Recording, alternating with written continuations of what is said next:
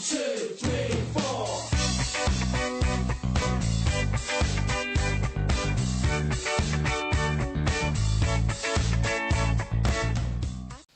Good morning, beautiful people, and welcome to another day on the road with Trevor, Vegan, and Frodo. Thank you so much for tuning back in. I'm happy to see you back again. So today we're still at a town called Fuji-Kawachiko, and we're just at the bottom of Mount Fuji. It's actually behind me. I can't really... like everything is closed right now. First of all, the Mount Fuji is blocked by the building that's next to us, but also it is crazy pouring rain today, so most of the windows are shut.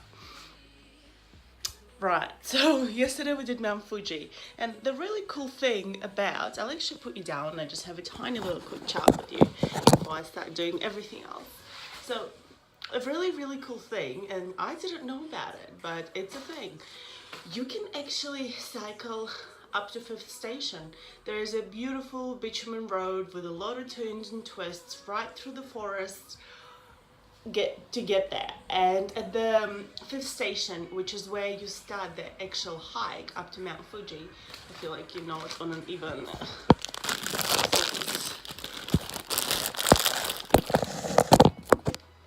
Is that better? More or less. Right.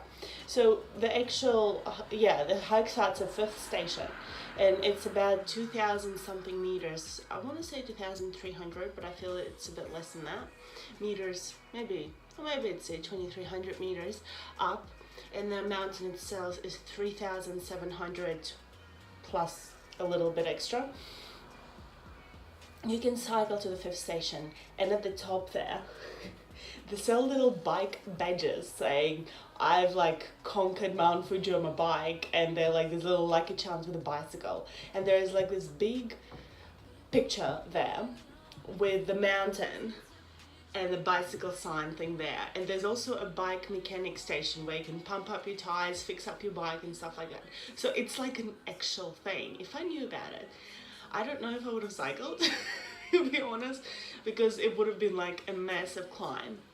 And I also wanted to hike the actual Mount Fuji, and maybe, just maybe, I need to get fitter and stronger and everything in between to be able to do that, to be able to cycle up Mount Fuji, maybe park your bike, and then do the hike, run back down, cycle back down into the city. It's 16 k's out of town as well, so it's 16 k's. And yeah, it's a bit of a climb, a bit of an incline. The view is beautiful. You're either going through the forest, which is spectacular, and it smells like pine. Like, oh, that reminded me of Russia again as well. Like, again, maybe it's because of, also same geographical attitudes and stuff. There's a lot of similarities in nature. And so obviously there's no bamboo in Russia really, but like the kind of the pine forest. I saw like foxes and deer running through, like, or running in front of me when I was riding the bike.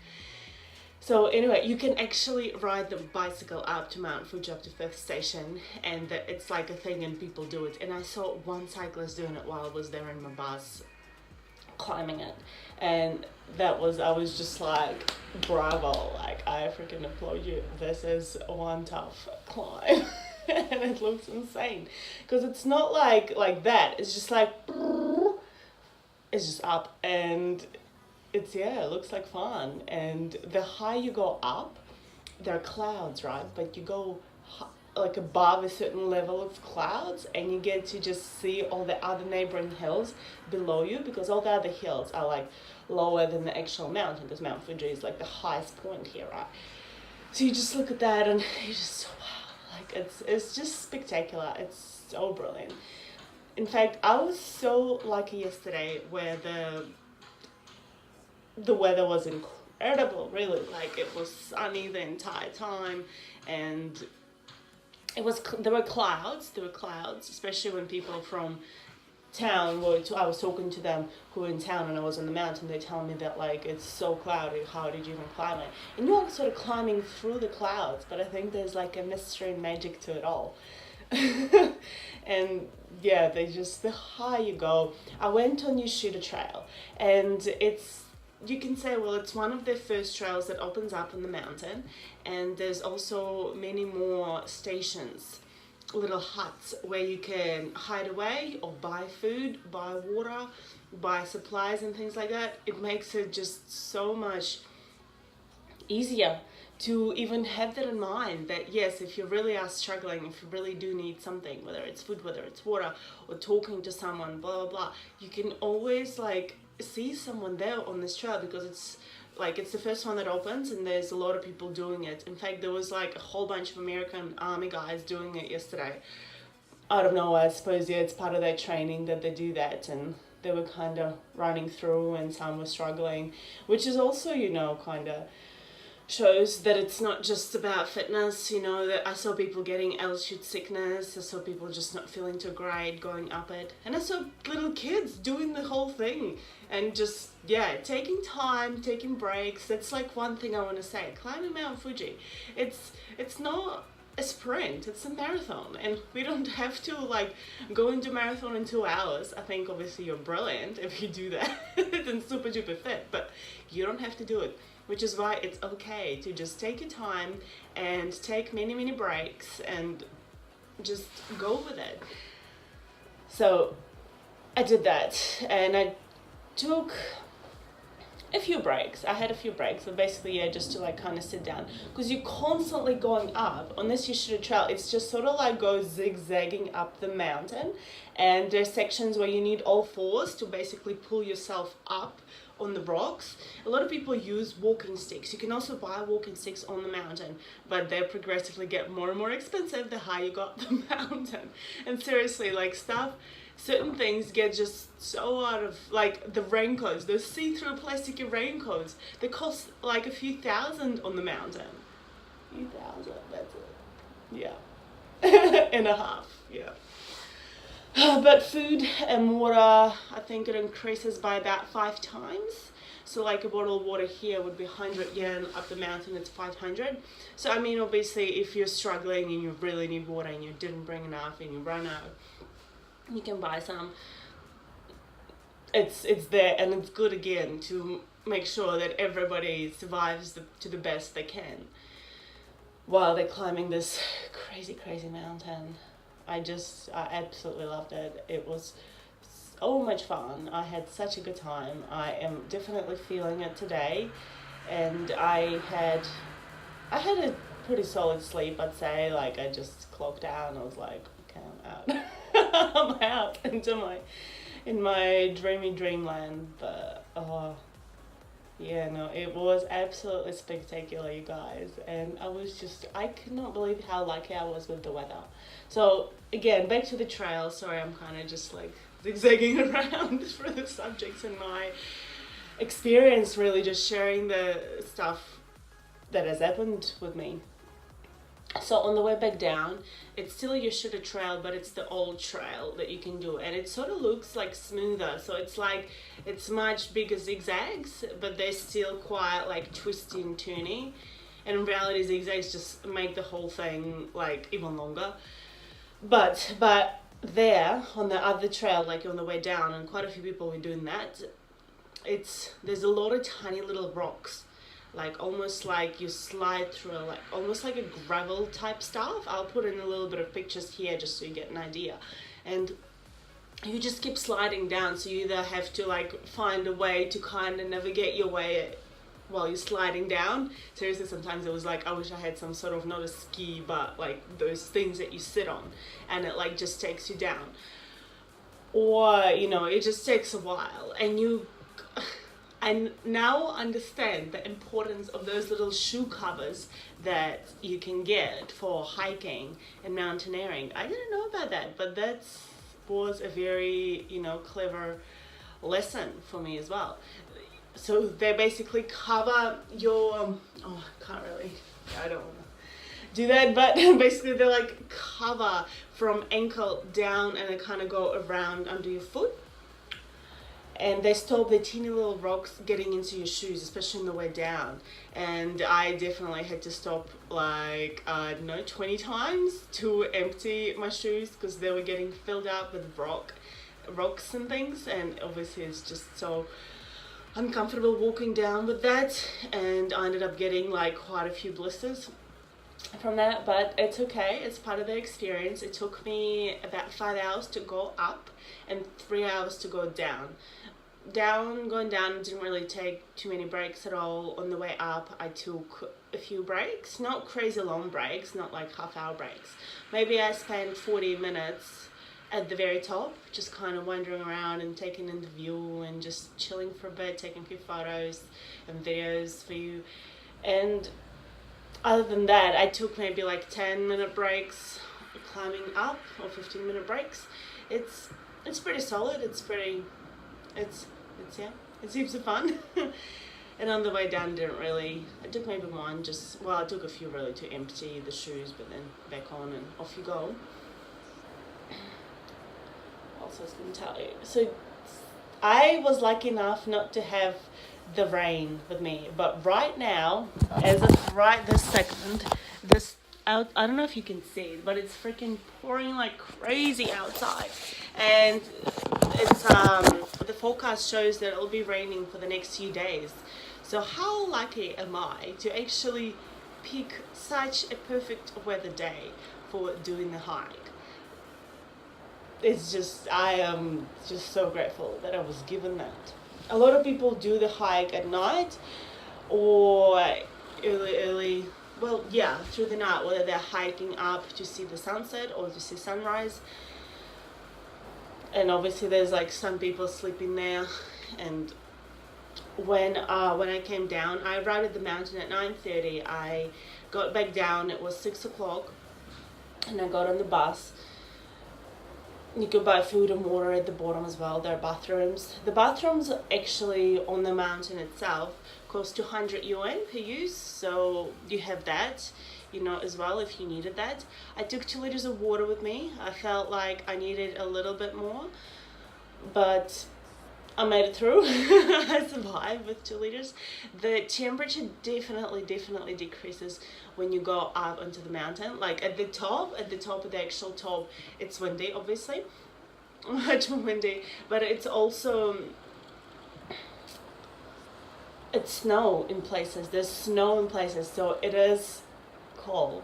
And I was wearing 3 legit layers and like a couple of layers on my pants and on my legs, but I wish like I had an extra one, and I had my hood and I had my hat on, I had my gloves on. People were also cold, but I also saw some really crazy fit people who were running and doing it in shorts. And obviously, again, I think that's really cool, to just train up your body so much that you can withstand something like that, and it's a non-issue, really.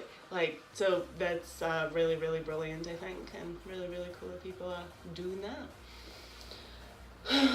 Oh, I feel like I just keep on coming all these ideas of what I want to share with you about the actual hike. But let's not drag this video out for like hundreds and hundreds of minutes. It was a lot of fun. I definitely do feel it.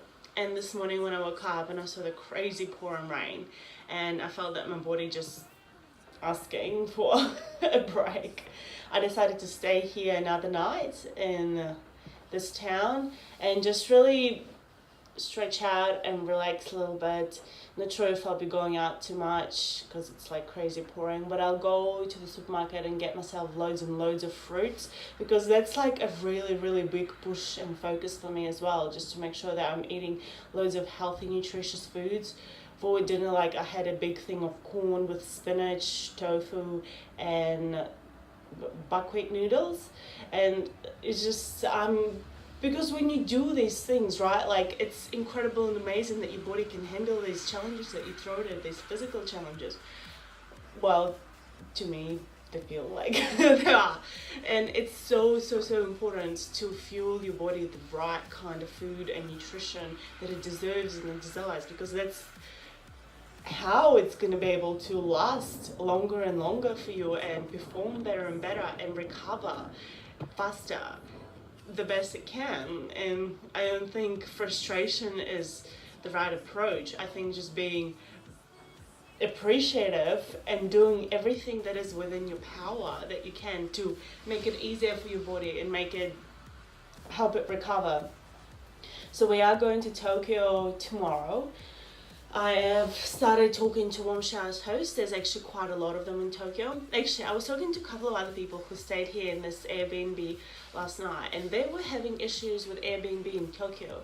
There's some regulation that came out in Tokyo City that basically requires every Airbnb host have like a certain sort of registration thing, license thing that you have to like work through and apply for. And it takes a while, and they're shutting down a lot of Airbnbs basically until they get that. So they said that they booked like 3 times the accommodation and it got cancelled because like, you know, I don't know, there's like an Airbnb thing and they were cancelling, they were just, stopping those hosts being able to do anything until they get this other thing. So, but when that happened, they also got Airbnb credits equivalent to what they paid plus the refund. So they were happy. They got loads of free money, you can say, but they were annoyed that they had to rebook many times. I am hoping to get it with Warm Showers, just basically because I think it'll be a great experience, really, to just meet people who live in Tokyo and being able to communicate with them, talk to them about the city, see what they think is the best place to visit that I can take you guys to, and just really experience more of the Japanese culture, of the way they live life and how everything works and how they do things. It's just fun, I think. So that being said, we having a kind of chill out day today, stretching, maybe I'll have a nap as well, and do a few things for the channel, work on some videos. I am also learning Premiere Pro further, so I'm wanting to just grow myself and upskill myself with that, and just learn more and more, talk to my host. He has a little daughter, so he's going to her school this afternoon. Apparently there's 2 times a year where they go into their kids' school and they can sit at the back and watch their kids study and perform at lessons and things, so that'll be pretty cool, and he's doing that, and he's just telling me about that. The lake that I'm next to, Kawagachika Lake, you can't actually swim in it, but yeah, he's just telling me that there's like this pool, and his daughter also loves swimming in that, so it's really cool, really nice people, very interesting learning experience about everything. Alright, let's stop this video here. 17 minutes. Man, I absolutely, totally appreciate you guys. I hope you're finding these chats interesting and stories interesting. If you do have like some questions and stuff, like feel free to leave them down below. And thank you for coming on this crazy epic adventure with me. I am also in the process of kind of starting to further plan and kind of draft down the route and the plans for Europe, where we're leaving to in like a bit under a week. What's today? Today's Wednesday, so yeah, in a few days I'll be flying out to Europe, and that's gonna be a whole other experience, a whole other culture shock, but it's all gonna be fun and exciting, and I'm just really appreciative of this experience that I get to share with you guys, and hopefully you can either, you know, sort of experience it and learn about it through me, or maybe even get inspired or challenged to go and do it yourself as well, just because it's super duper cool, I think, and there's just so much of this world that we haven't explored and experienced, and it's amazing that right now, where we live and what we do, we have that opportunity and ability to do so. So I am very appreciative and grateful of this. Have a wonderful, beautiful day, you peeps. Remember to stop counting calories, start counting hills, count your adventures, count your passions, and I'll see you again soon. Thanks for watching. Thank you.